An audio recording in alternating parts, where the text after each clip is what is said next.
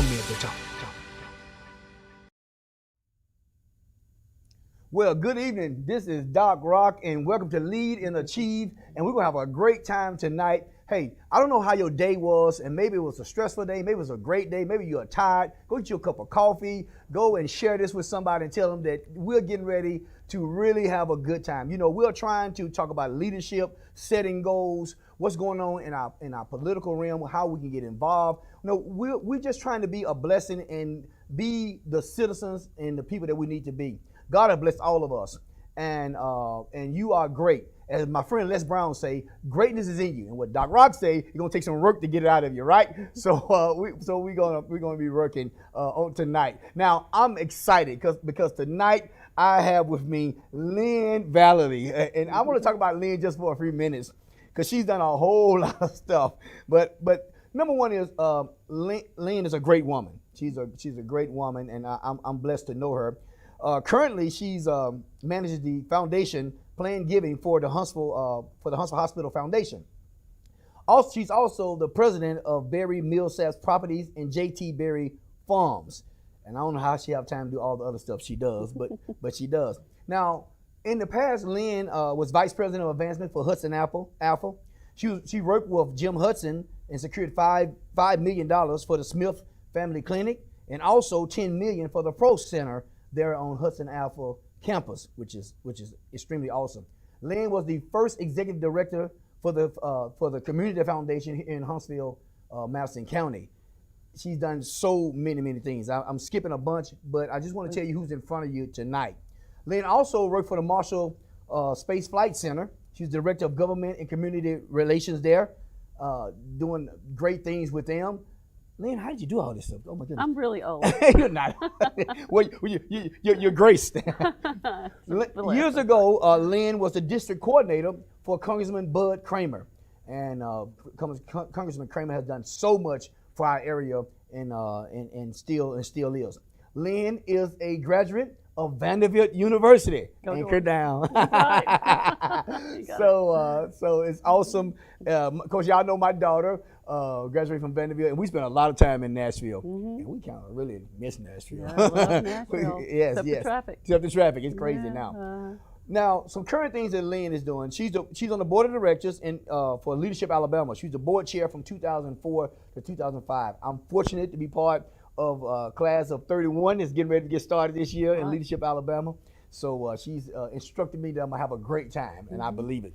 And maybe we'll talk about that a little later. She's also on the board of directors of Alabama State Council of the Arts. The governor appointed her to that. She's vice chair of the board of directors for Alabama Department of Archives and History Foundation. She's a senior selection committee. She's part of the senior selection committee of Alabama Sports Hall of Fame. She's the chair of the board of directors of the Huntsville Committee of 100, which I'm a part of, which we are most gracious that, and we thank God she's there because she's doing a great job. She's also a member of the Huntsville Housing Authority Affordable Housing Advisory Council. And then last but not least, she is a member of Church of Nativity Legacy Society Board and Accessibility Committee. She's part of that. Wow, Lynn. Oh my goodness, how are you doing all this stuff? But and she's been part of Leadership Huntsville. Matter of fact, board chair of Leadership Huntsville. Lynn has done a lot of things, and we are fortunate to have her with us tonight. Now tonight we're gonna be talking about politics and leadership. And Lynn, I just let you to start off and just say hello to everybody and just a little bit about what's on your mind right now. Well, so great to be here. Just absolutely excited to be here, and thank you for this opportunity. So leadership and politics, that is I feel like I'm stepping off into like the quicksand, you know, so because politics is a great thing to do. I want to encourage everybody who has the least bit of interest in politics to pursue that interest, because we really need good people in politics. It's a difficult life. It doesn't pay a lot of money. But if you have the fire in the belly, if you really want to make a difference in your community, politics is one of the primary ways that you can do that. There are other ways, but it's one of the primary ways. And you can really you can really set an example for others. What you're doing will be so visible, so you hope that you will be a good example for others. Wow. So. And what we usually do at the last 15 minutes, and I have my phone here, and it looks like I don't know if we stuck or not, David, but it seems like mine is stuck. But and we're gonna answer some questions about what we're talking about tonight, and hear from you, so we can figure out, we can see what's going on, and we can understand how to get back involved. And I'm just okay. We're good. So Lynn, let me ask you this. So let's talk about politics. Yes, sir. Seem like now we are the far right, we got the far left, and I'm like, what about this middle part? What about our area? Huntsville. Lynn, I think you're from this area, Yes, right? I am. So you're right. So you're born and raised here, but the Huntsville that you was born into, is it the same Huntsville as today? Oh gosh, no. Well, I was born out in the county. My dad was a farmer, generations of farmers out in the county. And so when I was about 3, my dad noticed there were all these people moving into Huntsville with the space program. Werner von Braun and all those people were moving in. And he thought, I might could make a little bit more money building houses than I am farming. So he started building houses. So Huntsville, when I was born, Huntsville was a sleepy little southern cotton town, and it was about growing cotton and cotton mills around the town. And then as soon as the German rocket team came in, all these people started moving here from all over the nation to work on the space program, and it was great. All of a sudden in the schools, the competition in the schools was very much heightened, because you had people coming in here from everywhere, and children of the rocket scientists who were very, very smart. So it was a great time to grow up. Now we've had some times when things have leveled off, after President Kennedy got assassinated and Lyndon Johnson moved a lot of the space program to Houston. Huntsville went down a little bit, but then it came back up, and we've had a couple of BRAC, Base Realignment Enclosures, where we brought in a lot of Army people. And right now we are going through a boom that is bigger than the one that happened with the space program, and that's because of Toyota Mazda with at least 4,000 jobs, and the FBI, which is 3,000 to 10,000 jobs, depending on what the future holds. So this community is truly exploding. The fear I have right now about our community is that it's not, the infrastructure is not able to support all the growth, and we don't have enough housing. Right. Housing is a huge issue. So when it comes to like politics, how does politics play a factor in the growth of a city? Because say those who are in church, those who have a faith in Jesus Christ or whatever, sometimes people can be like, well, do I need to get in politics? Is this godly? I mean, how does politics play a role in growth? I mean, did politics bring Werner von Braun here? Yes, absolutely. So the way the German rocket team got here was they were brought from Germany to Fort Bliss, Texas, and they were just held there. And everybody knew they were really smart, and they knew how to build rockets, because they built rockets that caused so much destruction in the war. Right.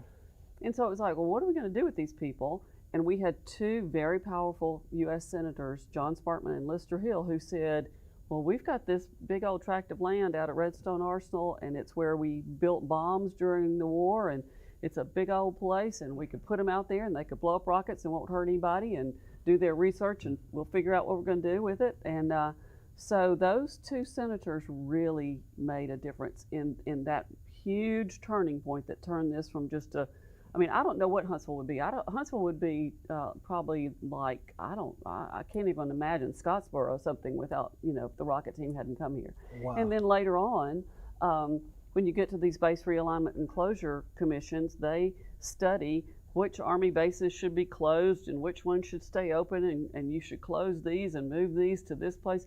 Well, your politicians are very involved. Bud Kramer was very involved in that, in saying, Huntsville's a great place. We'll provide everything you need. We'll make sure everybody's happy and they have what they need to thrive. So politicians play a big role in the big picture, but then politics play a big role in your daily life. So let's say that I'll take a small example.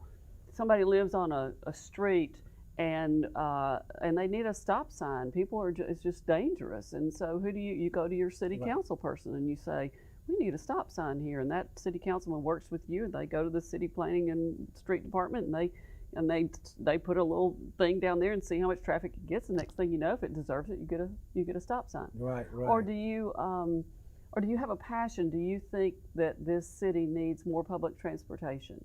Well, if you do, connect with other people and go and talk to your elected leaders, and let's figure out how you can get more public transportation. There's all kinds of ways that politics affect you in your daily life, and you can make a difference in that. Yeah, and I think a lot of times people don't realize, and not politics as in just the fighting that goes on and CNN, Fox, whatever, all this, they have their place, but just every day how people are volunteering at organizations like Committee 100, the Chamber of Commerce, Right. and how these people in business are helping to shape policy, to shape what we're gonna do in the future, to shape how this city look, and how, matter of fact, this whole Tennessee Valley area look. Exactly. And exactly. and I want to encourage people to get involved, because I think sometimes people think that things just happen, and you don't know. You'll think, okay, things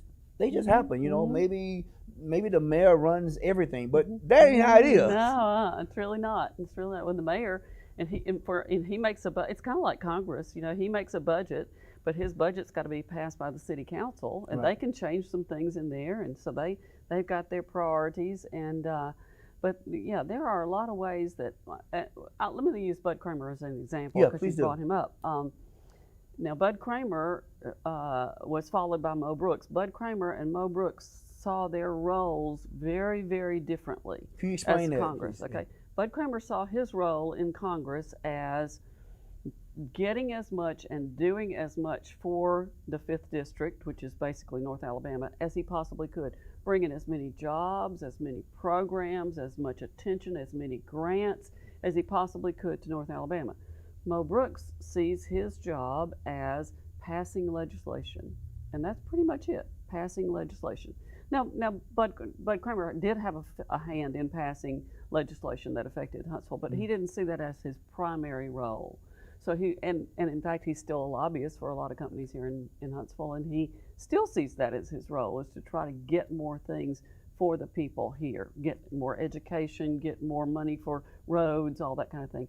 So, politicians are different, and I would encourage people to, especially in this day and age, what's hugely, hugely important, when you listen to somebody who's running for office, what are they really saying? Are they taking all the time that they have to tear down the other person and to call them names and to talk about what's wrong with them?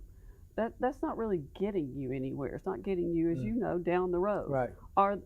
What you need to listen to or for is, what does this person believe? What does this person want to do? What does this person want to accomplish for their area, if they're city councilman or county commissioner or congressman or whatever? What are their concrete plans? And if you want to talk to them and meet with them, because they're there to talk to you, meet with them, if you go and sit and talk with them, or even run into them somewhere and talk with them, are they willing to listen to you? Are they willing to take your ideas Right. and your thoughts? And compromise is a big, huge word in every single part of life. Yeah. And you might feel a certain way about an issue, but maybe you listen a little bit more, and your mind cracks open a little bit and say, well, maybe I need to look at this a little bigger picture, step back a little bit. So you want politicians too that will have some give and take and sit down and work with you. There was a state legislator, Jeff Enfinger, was a state legislator for a while. He had the greatest gift, and I think you have this gift. He had the greatest gift, which was you could go up to him and you could say, I don't agree with your vote on such and such. And he would say, well, now sit down here and talk to me about that. And you would sit down there and you would talk to him about it, and he would listen to you, and he would tell you how he felt, and you would tell him how you felt, and there might be some modification on either way. But when you got up, neither one of you were mad at each other. There was no, it wasn't angry, and it wasn't drawing a hard line. You felt that you'd been listened to. It was a talent. That's a real talent. That is. I think that talent is very much. We have voids in that. It's very much more. We need that because at the end of the day, how I see leadership in politics, this P&L we're talking about tonight, coming together, is that a true leader is not about my title. It's not about whether I'm CEO at Ability Plus or Journal Overseer at this church. It's about how am I serving? You know, what are our goals? What is the end game? What do we want to get accomplished? And now how can I serve the people? Because in my mind, when we talk about leadership, that's from being a politician or anything. To me, it's about serving. You know, Jesus said that serving is the greatest, right? Absolutely. And I think sometimes we maybe twist that and make it a popularity contest, make it about ourselves, and we have to be very careful, myself included. You know that we make it about the people, and it's very interesting how what you said about Bud Kramer, Congressman Kramer, that we all, I mean, not all, I guess, but many people on both sides of the aisle, you know, love Bud Kramer. You know, and to this day, Right. Why? Because it's about the people, and doing what's necessary. Because in order for Huntsville to go from cotton fields and cotton gins to where it's at now, it took strong leadership. You know, I read something about one of Ron Brown, how even during the civil rights movement, how he went to Southern University and recruited engineers, which was a HBCU, Historical Black College and University, okay, there in Louisiana, and brought them to Huntsville to integrate, you know, what is now called NASA. Absolutely. Yeah. That takes leadership. Exactly. You know, Exactly. and I tell people leadership is about influence. I want to read a definition of leadership that I use all the time. It's not mine. It was a former Dr. Miles Monroe from the Bahamas, a great leader over the world. He said leadership is the capacity to influence others through inspiration, motivated by a passion, generated by a vision, produced by a conviction, and ignited by a purpose. Oh wow! I'm gonna read that again. Leadership, those who are listening, is the capacity to influence, and I got influence underlined because that's what leadership is: influencing others through inspiration, motivated by a passion, generated by a vision, produced by a conviction, and ignited by a purpose. And when I'm thinking about a politician and thinking about a leader, you know, it's influence, and I got to influence you based on my passion. Now, anybody who know me, Lynn, know that if Dr. Rock is watching, Doc Rock as I'm known as, if I'm in, I'm in. I'm jumping in with both feet. You know, let's do this. Let's get something done. I don't think I do too many things half speed. I talk fast, which is not good sometimes. I walk fast. Let's get it done. Because the passion inside of me is that I believe everyone can be helped. I believe everyone can be great. You know, I believe that if I'm living in Huntsville, Alabama, North Alabama, we should be the best or striving to be the best. Right. I had a college professor, Dr. Page, when I was years ago in North Carolina, Shaw Divinity. And he would say, we always becoming, and we won't become until we get to heaven. Exactly. I mean, you know, exactly. we go from one level to the next level. Hopefully we do. Yeah.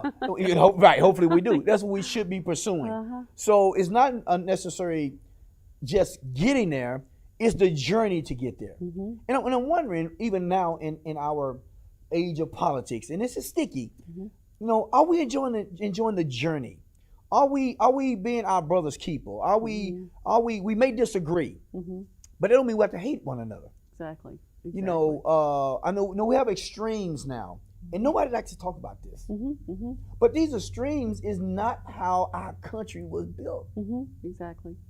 From my understanding, from my reading, you know, it's not how our country was built. But it's built by people collaborating, and sometimes there's some compromise in that.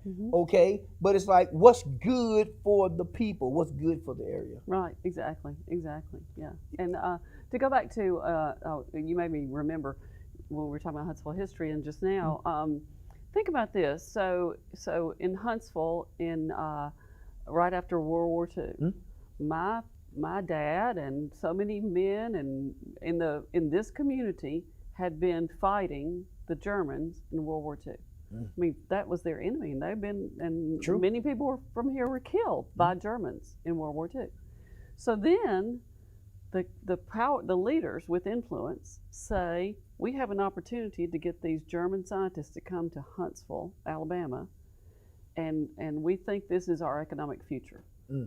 We think this is because they know how to build these rockets, and we can use them for our defense, and maybe we could, this von Braun guy is even talking about going into space, and gosh, that's just so inspirational. And so think about the people who were living here who had fought in World War II, who could easily have said, I ain't having none of that. No, I'm not. But there were, and sometimes your leaders in the community are not always politicians. That's right. There were bankers, there were Chamber of Commerce people, there were other there was a newspaper publisher, there were some other people, a grocery store owner, very influential, who said to the populace, this is our shot. This is our chance. We're going to welcome these people. We're going to take this in. We're going to put the past behind us, take these people in, and we're going to see where this takes us. Well, look where it took us, you know. Wow. So in this day and time, for some reason, for whatever reasons, we are looking at people as the other. I'm over here, and you are the other over there. And we need politicians and influencers to say, we can't get from here to there without all of us coming together. And you may disagree, and you may have problems with these people, and you may have history with these people. But, you know, if we've got a common goal that we're going to, then can't we all move toward that together? And as long as we're pulling apart, we're never going to get anywhere. We're not, you know, we're not.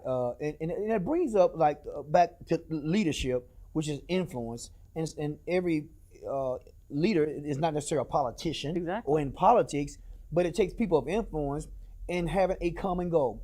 So let's go back to that time in the 60s. You know, you look at the civil rights movement, and Dr. King and Andrew Young and all the men and women, Fannie Lou, all these people who was involved. Now we look at that sometimes as a black movement, but really it was a leadership movement, a certain movement, because you had many Caucasians, whites, who was part of that movement. Rather marching or funding the movement, or using their influence to get things done. You know, and I try to tell people that when we talk about leadership in politics, King was not a politician, but he was very involved in politics. Oh, yeah. You don't be involved in politics and not go to, and you're at the White House. So of course you're involved in politics. So, but there was a common goal. Exactly. And I think we have to get back to the common goal. And what you said earlier is that they had to forget about the Germans being the enemy. Now, these Germans can help us to obtain what we need to obtain, and we can let things in the past go. And I'm not saying we forget things, but we have to let things go in order to go forward. Right. And I think sometimes we want to dwell and not let things go. And we want to go forward, but we got to let them go. I'm not saying we don't forget it. Our history is very important. Oh yeah. Okay, very, very important. But at the same time, and if I can say it this way, you know, you being a white female, I'm being a black male of two different generations, but we have so much in common. Exactly. Okay, we have so many things that we want to work together to make together. Huntsville a better place, and even like through the Committee 100, we want better local education, we want economic development, and we want to elect good local leaders. So you and I are members together of the Committee 100, right, with those common goals to go forward. Yeah, right. You know, and I don't know if you can talk about it for a little bit. You know, even like with the committee, and us standing up this new task force. We're going to talk about that, Best Tad? Right, yeah, exactly. But I do want to go back and talk about one thing that I love to talk about, which is, well, it's good and bad. So back to the 60s and the civil rights movement in Huntsville. The civil rights movement in Huntsville was very different from the rest of Alabama. And that's because we had these Germans come in here, and then all of these people move here from other places, and we had a thriving federal installation at Redstone Arsenal, and the leaders out there told the leaders of the city, you will fix this. You will treat these people right. You will fix these civil rights issues, or we'll take these federal jobs and we will put them somewhere else, and you'll have a big old echoing warehouses out here. And the city leaders, many of them wanted to do that. Many of them did, but many of them had to kind of have a big somebody carrying a big stick and say, right. fix this. That's true. So that's true. That's true. Huh? It was quite different than a Montgomery or Birmingham. I mean, very much different. Very much different. Yeah, that's true. Yeah, so true. So anyway, so Committee of Huntsville is setting up a task force to focus on Northwest Huntsville. If you do, and some people are saying, well, Northwest Huntsville, what about Southeast Huntsville or, Southwest Huntsville or whatever? Okay, do a poverty survey. Do a survey of the whole county and see where the pockets of poverty are. Well, they're in Northwest Huntsville, okay? So where do you want to, this city cannot be a truly great city until we float all boats higher. And so, yes, we have some pockets of poverty in Southwest Huntsville, Southeast Huntsville, all that. But the predominance is in Northwest Huntsville. And because of generations-long banking practices, redlining, things like that, development didn't go there. Certain kinds of housing ownership didn't go there. People were not approved for housing ownership. So, man, you've got a long way to go to get that, to get us all on a level playing field. And so the committee is going to stand up a task force to work on those kinds of issues. And I'm glad to be a part of that. And I'm excited because we have to have allies. We have to have people who say, it can't be just those who live in that neighborhood or just African Americans or whomever. It has to be everyone saying, this is a problem. And sometimes where I guess what pains me some, and I love everybody, and I've been saying it for years, and I do. There's not a person on this earth that I hate. I really don't. I may not like their ways, okay, but I love them because of the love of God is in my heart.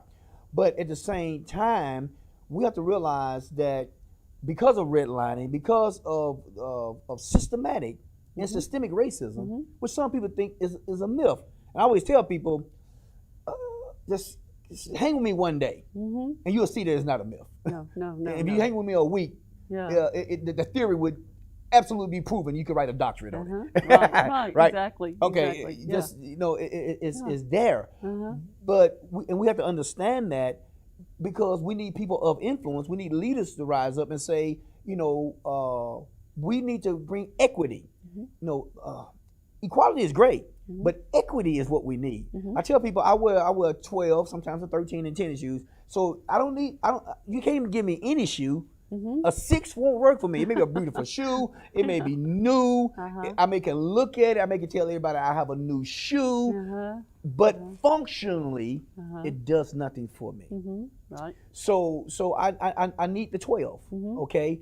And I think people are rising up in this community. I was just at a meeting on Zoom meeting, which I'm so tired of Zoom meetings. But anyway, the day at 3 with the chamber and the study that we've done on diversity, equity, and inclusion. But it takes leaders, including our politicians, to recognize this because this is for the people.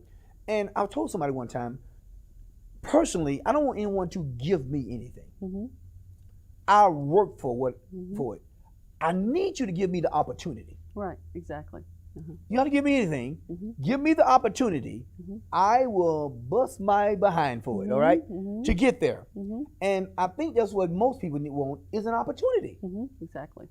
And we have to have leaders who see that and not even as African American, I was born to a 15-year-old, as you and I talked about. And you asked me at lunch one day, you said, Doc, how did you get to where you're at? And I told you, people saw something great in me when I didn't see it in myself at one time. And these leaders passed me from one leader to the next leader, all the way to where I'm at now. And I still have leaders in my life and mentors who are passing me to one place to another. And that's why leadership is so important to me. Because I think a lot of times when people think of leadership in politics, they think of people with titles or someone with a certain status. And don't get me wrong, those things are good in their place. Right. But it's people who want to help. Right, exactly. And some people, everybody has different gifts. Right. You know, so I think about elected leaders like Devin Keith, Anthony Daniels, Violet Parker. They have the gift that enables them to be able to run for office. They have a thicker skin than I have. I could never be a politician because I get my feelings hurt, and I don't want anybody to not like me. You know, so and they have gifts that enable them to see how they can, you know, do all kinds of things through government to help their people in their area. But you talked about other kinds of leaders who are teachers. You know, Yes. if somebody wants to volunteer at the Village of Promise or lots of other places, Right. that they can be a leader there. They can be an influencer. So, you know, there's all ways to. And I think we need more of that. I don't think, and I could be wrong, the volunteer program of cities like Huntsville is enormous.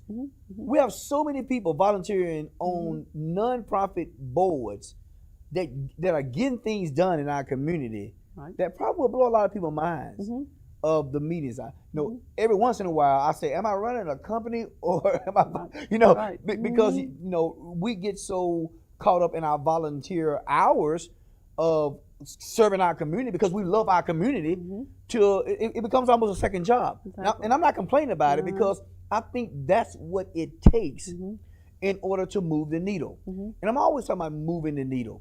I remember when the whole George Floyd thing happened, and I had he don't mind me saying it because he said it publicly before. I had Jason Landis from Kill Point to call me on the phone. He said, "Doc, you know, I've been listening and talking. Let me listen to you. I trust you. Let me listen to you." We had lunch at Connors, and he asked me. He said, "What can I do? What can our company do to help this problem?" And here's what I told him. I said, "Y'all leaders. You're a leader." Yeah, exactly. I said, "I went to your website. It's not it's not representative of the demographics of this area." I said, "You need to hire some people that look kind of like me, and not hire them just because look like me, but qualified." And we talked about how that looks and how do you grow that, and it's hard sometimes because let's be honest, you know, African Americans in the financial sectors are not they're not in abundance. I said, well, hey, we got Alabama A&M, and so he got with Dean Dale Smith.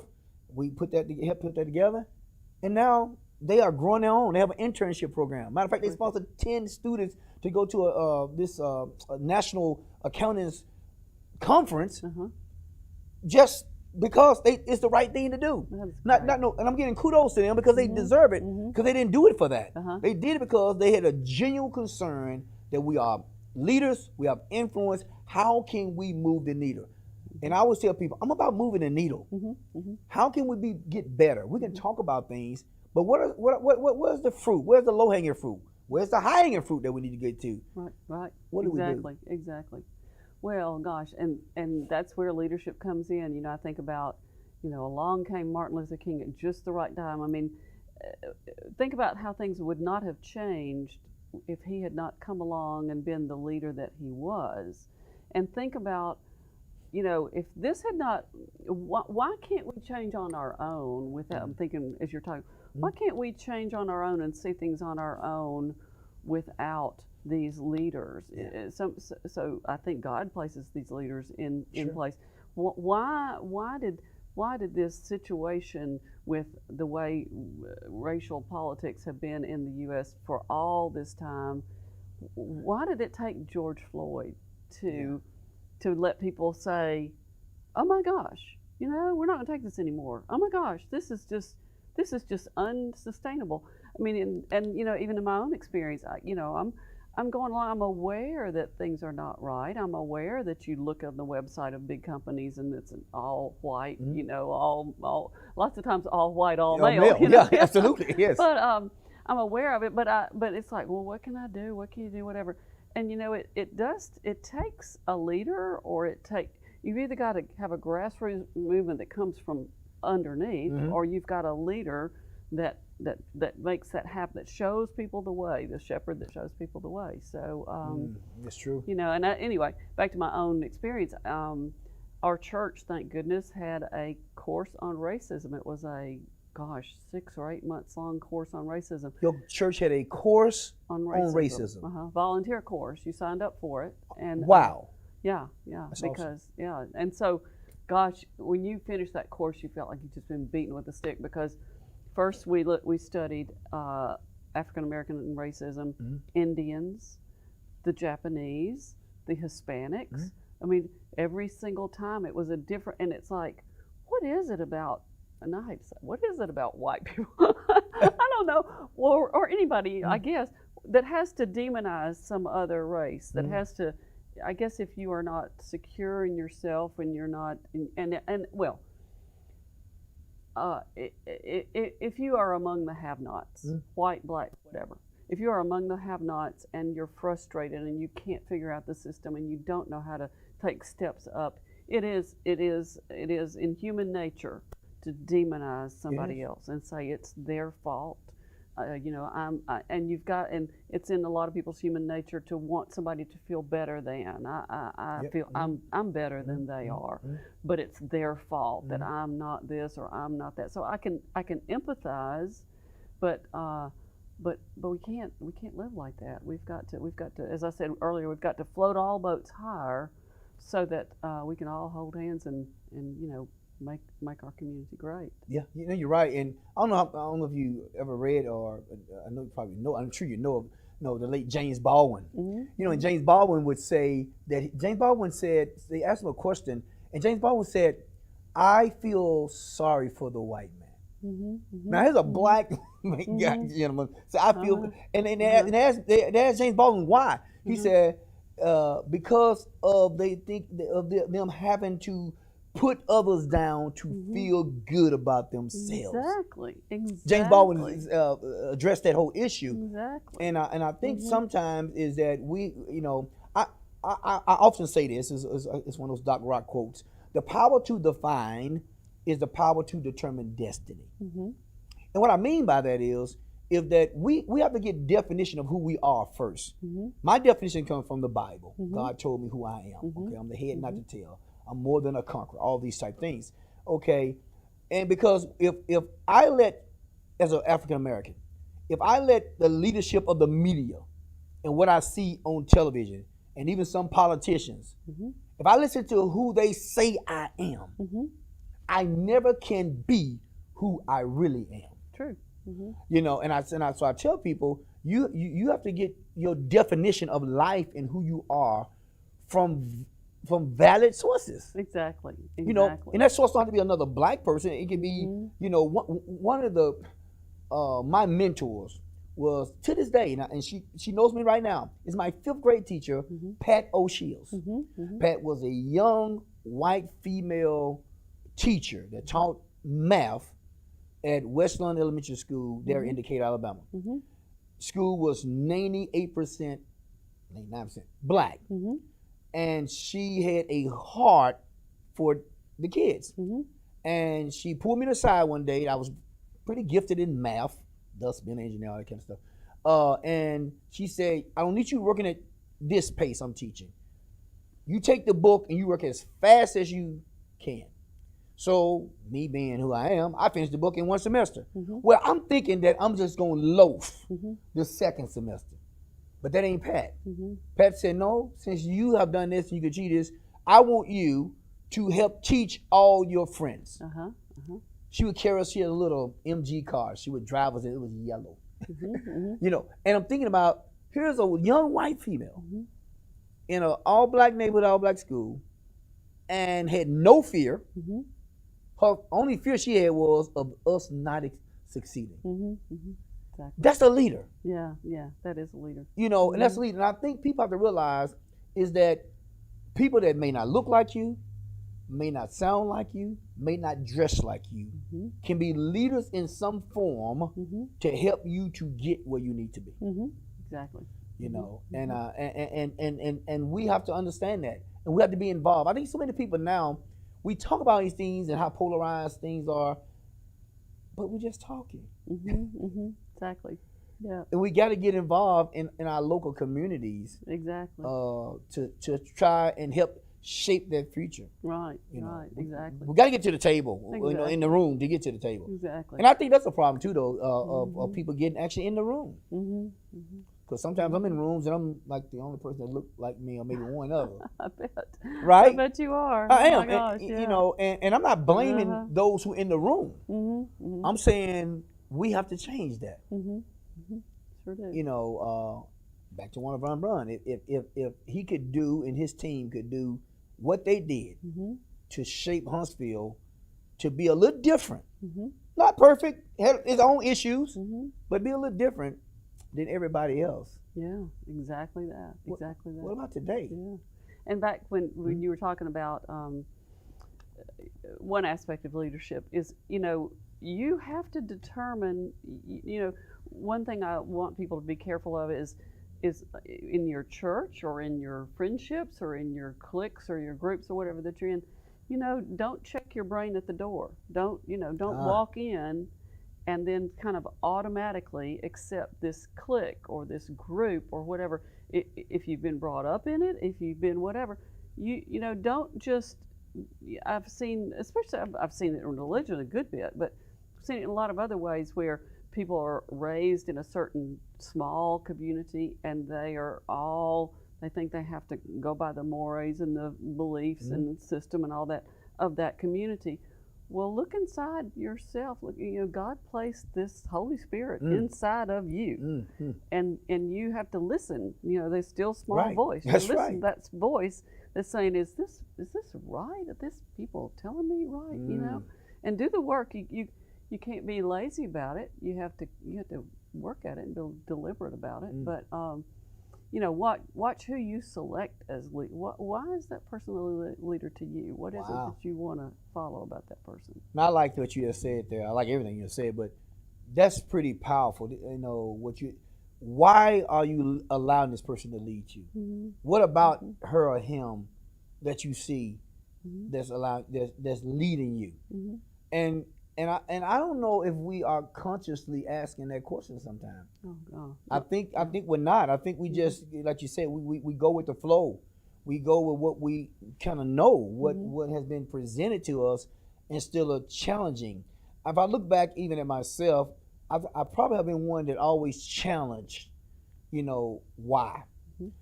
My daughter, when we mess with her now, when she's a little girl, and you would do something, she said, "But why?" And then you would tell her, she said, "Why?" And we joke with her now. We say, "Really, you probably so smart because you ask why all the time." And I think we need to find out our why. I teach, of course, leadership a lot, and I'm a fan of Simon Sinek. And Simon Sinek, talks about the golden circle. Companies many know what they do, they know how to do it, but most don't know why they do it. Exactly. And people don't know their why, which is that purpose for existing. Exactly. Or, why am I following this person? Because we need to, and I don't think we asked that question one time. I think we asked that question repeatedly. But a lot of people are afraid to ask that question of themselves because it can cause you to have to make changes. And change for a lot of people, it's not a comfortable thing. It's not, is it? It's not. Yeah. It's not. But any true leader, well, let me say not true leader, but let me say it this way. Any person who really want to lead has to realize the change is constant. And change is coming. It is coming. All the time. All the time. Yeah. I mean, who would have thought that, you walked in with a mask on, hopefully we get to the place that we don't have to have those, and vaccinated, we all that kind of thing. Right. But we didn't see this coming. No one would know, but we had to change. Many of us pivoted. We pivoted when it came to education, how we did things, church, how we worship. I mean, just, and we changed, and it wasn't perfect, but we made it happen. Exactly. And we're making it happen. So I think sometimes we have to really realize that change is not a bad thing. No, yeah. It's actually a good thing. Exactly. Yeah. It's actually a good thing. And I tell people, we have to learn to embrace things that we fear. Zig Ziglar said, "Fear is false evidence appearing real." And so, we have to learn to face those things and know that it's for our better. Right. Exactly. It's for our better. And we need to do this right here. Scripture says iron sharpens iron. If you're going to be a good leader, one of influence, one to have passion, you got to get around somebody who's going to sharpen you. You know, if you're the smartest person in the room, you probably your room is too small. You need to go to another room. Right. You know, right, and right. sometimes we like to be the smartest so we can be the smartest. Yeah, exactly. Or listen to these thinkers that you are talking about, the people that you quote. You know, get their books or listen to their books on tape or whatever, so that you can, you know, you can wake your mind up and do some things. You know, one of the most distressing things I had happen right after the George Floyd thing was I had some girlfriends who said to me, "I don't have any black friends," and I said, "How can you not have any black friends? I mean, did you not ever work with black people?" "Well, yeah." Well, did you not make any friends? "Well, we just didn't socialize." Well, why didn't you? You know, it's back to the why. Right. You know, why didn't you? "Well, I didn't think that they would want to come to my house," and you know, I'm like, "Well, did you invite them? You know, or whatever?" And it's just so interesting to me how, if you're not careful, you can, black or white or Hispanic or whatever, you can construct a life where you can go to the grocery store and church and the dry cleaners and work and all that, and you can have this little circle, and this is your little world right here. There's this big old world out here and so then you don't relate to the issues that everybody is. And I think that's one of the problems that we have in leadership, and I've discussed this with many people. I said this years ago.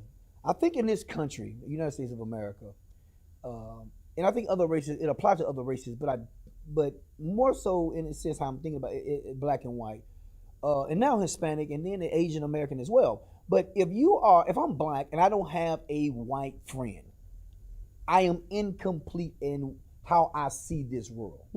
If you are white and you don't have a black friend, I'm not talking about a black person that you speak to at work and y'all friends. Now I'm talking about you go your vacation or you go to each other houses and you know you grill out. You go to dinner. I mean, and not dinner that's formal, but dinner that you having fun, that you let your hair down. In my case, no hair. But right? Yeah. Or y'all hear something on the news and you go, "What do you think about that?" Exactly. You know? What do you?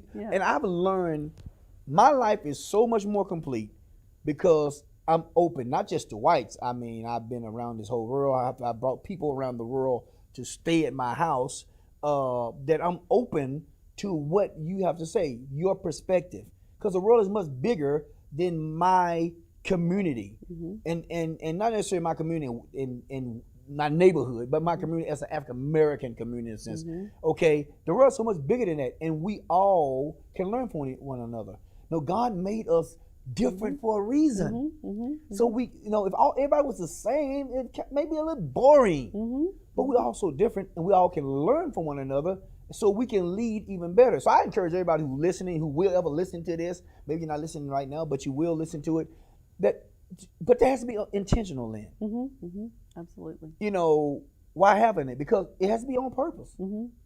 I'm intentional about, hey, and you can't be friends with everybody. You know, I'm not friends with everybody who's African American, right? Oh yeah, you know, exactly. And they're not friends. So it's not a race thing in that sense. It's just opening up to other people and other races that we can learn from one another to bring our servanthood, to bring how we see things, so we can grow. Right, exactly. You know, because we are one country. You know, and if someone is hurting, and if someone does not have the same opportunities, it may not affect us directly, but indirectly it's going to affect us. It will affect you. Exactly. If you don't educate children right, and they end up in jail, guess who's paying for the jail? Yeah, you know, absolutely. Your taxes are paying for the jail. If you don't have enough money, those taxes will go up. Exactly.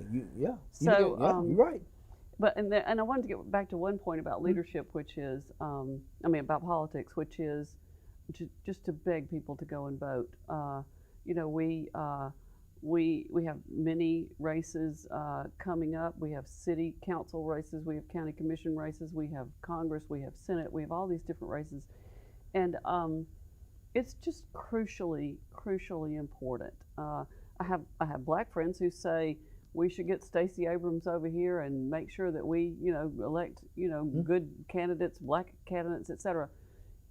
you know, in Madison County, we can do that. We can really do that now. In the bigger congressional district, the congressional district is less than 20% black. So, Yes. you know, that's so. But still, with the right candidates, and I'm not going to say right, left, whatever, what a color or stripe or whatever, but with the right candidates, we can make positive. We can set a great example. We can make this community an example for the nation, which in many ways we already are. We can lift all the boats together.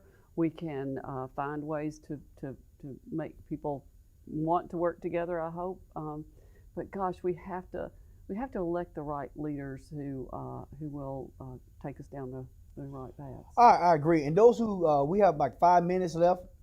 So if you have a question, then please put it in the chat, and we'll try to answer it. If you have a question or you have something you want to say, please put it in the chat, and I'll be watching it. And please put it in the chat, and we'll try to get to it. You know, I agree. I always say this: people died for me to have the right to vote. Mm-hmm. They gave their life up. They gave up a lot of things. Mm-hmm. So I look at voting as an obligation and not a choice, personally. Mm-hmm. It is an obligation to me. Mm-hmm. It's not a choice. If I got to stay in line all day long to vote, I stay in line all day to vote because people literally gave their life for me to stand in line. That's how passionate I am about it. Exactly. And I think we are at a time now, you know, this last election, you know, we had more people to vote for the presidency than ever in history. And we need to keep that momentum up. You know, regardless of what is going on, we have to get out and vote for the right candidate. Whatever side you think that is, we have to vote for the right candidate and people who care about people. And it's so important. And I applaud Stacey Abrams and the work that was done there to get people out to vote because, you know, that's important. And people have gotten so just distrustful for government and things of that nature, and we say, well, it is not going to matter, but it does matter. It does matter locally, regionally, statewide, and nationally. Exactly. You know, and it takes people who run for office who have a servant heart and can take some hits. And no one is perfect. If you go and look at my life, you know, yeah, Doc Rock, he's a good guy, but I guarantee you go over in that grass, you'll see a few worms over there, all right? Okay? It's just the nature of it, because no one is perfect who walks this earth but Jesus Christ that I know of. And y'all know anybody else, y'all let me know, and I want to interview them, all right? But we have to pick some people who have the heart of the people, who have the heart of making the area better. Exactly. Not just making a name for ourselves, but helping the people. Servant leadership, I believe in it. I teach it. I pray that I demonstrate it. Exactly. You do. You definitely do. You know, because that's what it's about. Right. Any questions? Dude, we're gonna go off. Usually have a few questions. I know there's some good things and tough things we're talking about tonight. A little different spin on some things, but it's what we need. And let me ask you this. Maybe it's a statement more so than a question. We need more people, different races being friends. How do we do that? Is it possible? Oh gosh. You know, do you think whites are open to being friends with blacks for real, and vice versa? Oh well, all it takes is putting people in proximity with each other. I believe, because you know, once you get comfortable with somebody, then even if you disagree with them, once you know them, then you know kind of where they're coming from. I mean, I can demonize somebody over there that I don't know at all, you know. But if I knew them, if I knew what was going on in their life, and you know what their history was or whatever, I would have more love in my heart for that person. So I think people do have to be intentional. Let's say that you are a white woman who's always gone to a white church and this, that, and the other. Well, go volunteer for an organization that has mixed races that it serves. Go visit another church. If you're Baptist, go visit a Black Baptist church. You know, I mean, I know that First Baptist and First Missionary Baptist have a joint relationship of some kind. look for ways. If you know coworkers, invite them to your home. There are all different kinds of ways to get to know people, and then a genuine interest in them. What do you think? What do you where do you tell me about you? I'm not patting myself on the back, but anyway. But I wanted to know how you, Doc Rock, got from where you were to where you are. That's just I really, because I am. In our racism class, we read a book called Waking Up White. I think I mentioned it to you. It's a good book. I got it. My God. Oh my goodness. That book, made me realize that this right here was such privilege and allowed me to do so many things. And I had white teachers. I had predominantly white schools. The school was just being integrated when I was in high school. My claim to fame is that the great quarterback Conrad Holloway was a year behind me at Lee High School. He was great, but there've been so many things that have come to me because of the color of my skin, which is so unfair, and so I have an obligation to try to help try to equalize that, and the other thing is, this world is changing. Let's just say I don't want the world to change at all. Well, guess what? This world is changing, as we said. Yes, it is. And by the year 2045, white people in the U.S., white people will not be in the majority. That's right. Will not. That's true. So this is and some people think that's the reason that we're having so much pushback from a lot of people. Yep. Which may be, but that's not the way to look at it. The way to look at it is, if you're good to these people, they'll be good to you. Right. Right. So you help them, they help you. That's true. That's true. So, I think you're right, and because what I found out is when I got in proximity, when I got around other people of different races, I found out that we had more in common than we ever imagined, and we have become friends that I don't. Just as well as I am with my black friends, I don't separate those things. We friends. We're not friends. We're not friends. Okay. Now I don't hate anyone. But I'm sure I have some enemies, right? But I think it's their proximity and inviting one another and learning about one another and valuing when there are differences. I may not agree with everything. I probably would not agree with everything. You would not agree with everything with me. But they don't mean we have to be enemies. Oh, no. Because we're going to find out we have a lot of things that are the same. Exactly right. Lynn, I have enjoyed this I have. tonight, and I hope you all have, and she will be back. Trust me. I've invited Lynn to come even on Sunday morning, and I believe she will, to fellowship some. But but I appreciate your knowledge. I appreciate your openness.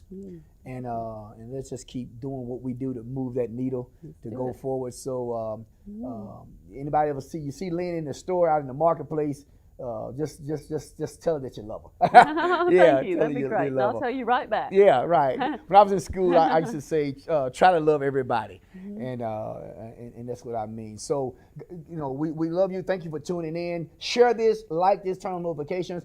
Hey, go and hit share, copy the link, and send it to all your friends. Send it to everyone. Post it on your Facebook page, because we need more of this as we go forward and become the great people that we are. Now remember, no bad days. Bad minute, a bad hour, but never a bad day. Never a bad day. We got too much to do, too many things going to go forward in. Destiny is around the corner, so no bad days. So, okay, so it's what? Super Sunday, it's Marvelous Monday, it's Terrific Tuesday, it's Wonderful Wednesday, it's Triumphant Thursday, it's Fantastic Friday, and it's Successful Saturday. I'm Doc Rock. This is Lynn Vallely. Join us at the top. We'll see you later. God bless you.